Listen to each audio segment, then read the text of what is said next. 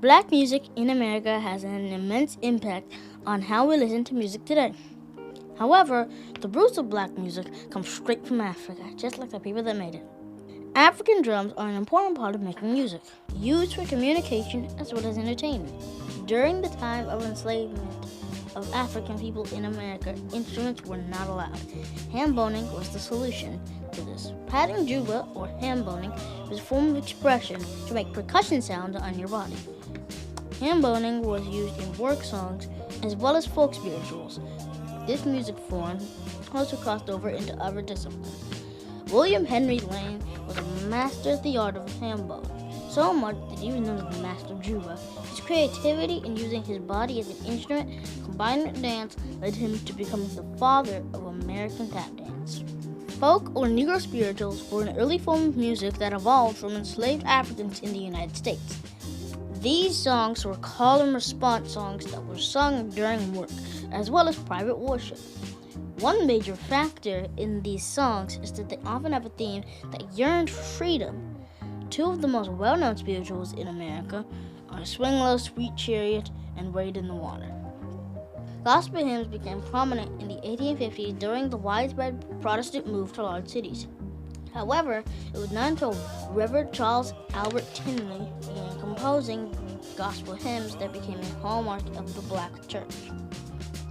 This Methodist preacher wrote notable songs such as Take Your Burden to the Lord and Leave It There. He also wrote I'll Overcome Someday, which is credited with being the basis of the popular song We Shall Overcome, made notable during the Civil Rights Movement. Following the rise of hymns was the Jubilee Quartet, evolving from the style of gospel choirs, the black barbershop harmonies, and call and response of folk spirituals. A distant sound is created. One famous example of the sound is Swan Silvertone's Rock My Soul. This style is still used in gospel music today and is easily recognizable. From the gospel, we developed the blues. Thought to have originated on plantations in the Mississippi Delta, the blues is born out of African music as well as spirituals. The songs had similar musical stylings, but the lyrics were tied to the difficulties that people faced in a secular way. The three-line style of blues came from work, protest, and worship songs. Boogie Woogie was a primarily piano-based and very rhythmic style of music made famous in the 1800s. Coming from the stylings of folk blues and brass bands, it is said to have been inspired by the rhythmic clacking of train wheels heard in the South. It is a bridge to what we know as blues today. It's because of Boogie Woogie, classic blues artists had a chance to entertain and even own establishments. These artists are the first African American artists to have blues recordings. One example is Mamie Smith's recording Crazy Blues. This song sold over 75,000 copies. Known as the Queen of Blues, Smith's influence opened the door for several famous blues artists such as Ma Rainey, Bessie Smith, and Ethel Waters.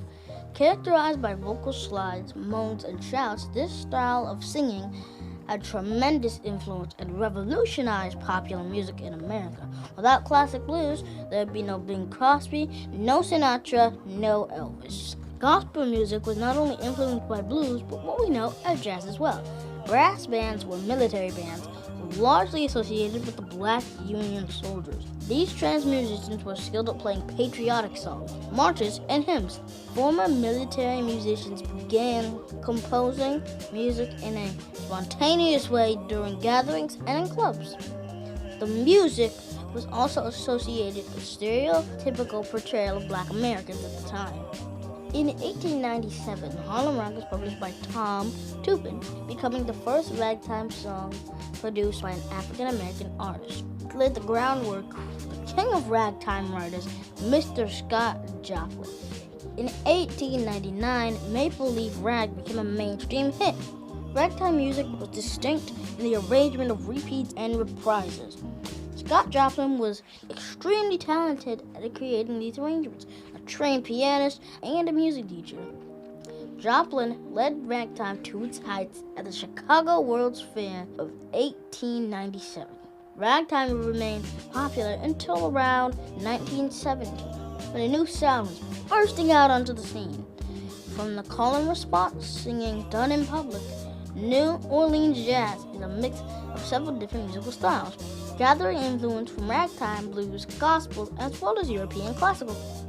This style became a blend that was unique and distinct to the area. The ability to improvise and extend songs was due to many early musicians not being able to read music. Early jazz ensembles were made up of 7 members. Buddy Bolin is credited with assembling the first one. This launched jazz to national prominence. By the Harlem Renaissance, jazz was loved by many.